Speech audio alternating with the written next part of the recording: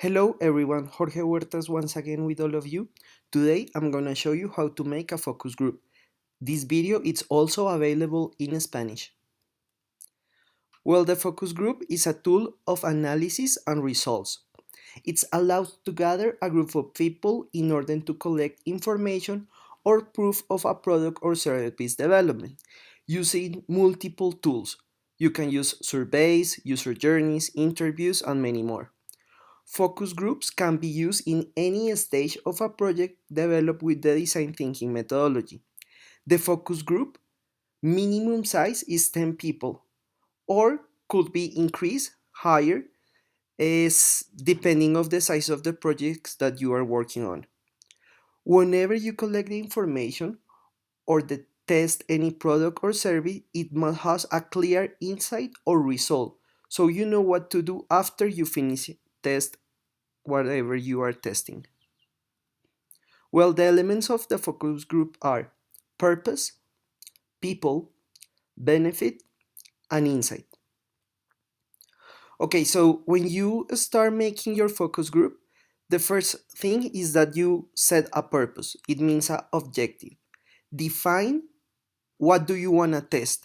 Why do you want to test it? Define the tool that you are going to use.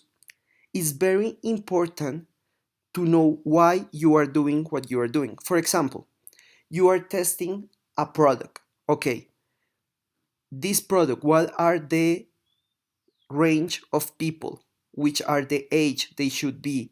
Which are the characteristics that they have? So you can select the people so you can test your product. So that is very important. Always set a purpose very clear so you know what you are doing. After you set your purpose, you start choosing the people for that. It's very important to know that the minimum size for testing in a focus group is 10 people. Why? Because you have to have a minimum of people so you can validate the information that you are recollecting. After that, you need to know where are you going to recollect that information, with which activity are you going to do that, of course, the age and sex, and it's very important to know the social background of the people. So you have to have those characteristics very, very clear. It's also very important that if you want that someone help you, you have to give something in exchange because they are taking time to do that. So if you have the possibility to give a benefit to the people that are helping you recollecting the information, please do that. Otherwise, sometimes people get annoying, like why I'm gonna help you with this? I'm not getting anything in return. So we have to be realistic. Many times people are expecting something in return and they are not gonna help you just because you are a nice person. So if you have the opportunity to give something in exchange for their time, do that. You can give gift cards or I don't know, a benefit, maybe a shirt or something in particular, tickets for something. So if you can do that, do it. After you recollect your information, you have to analyze that.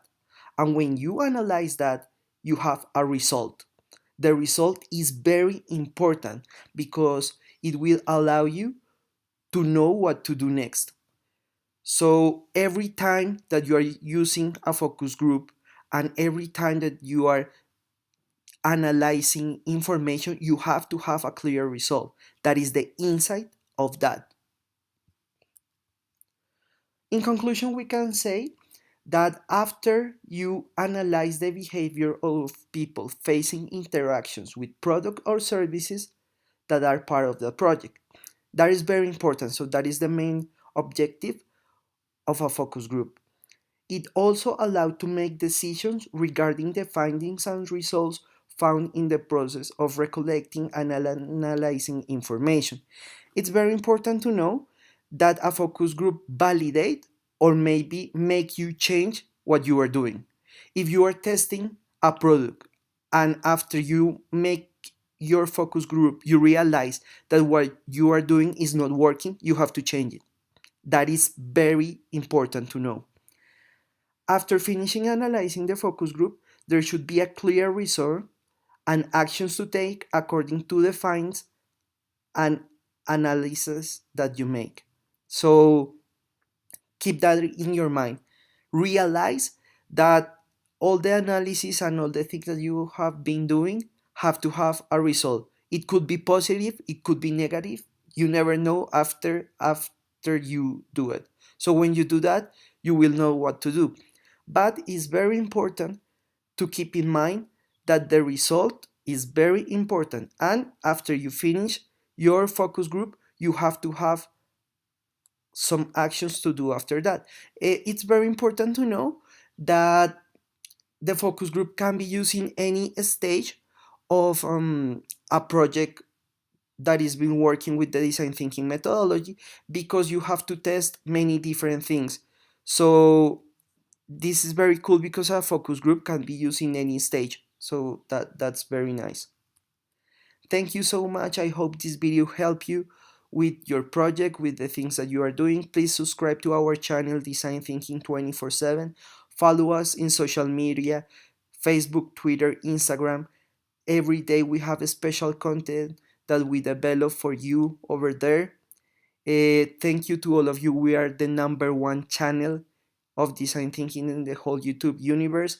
Thank you so much, and we'll see you next time.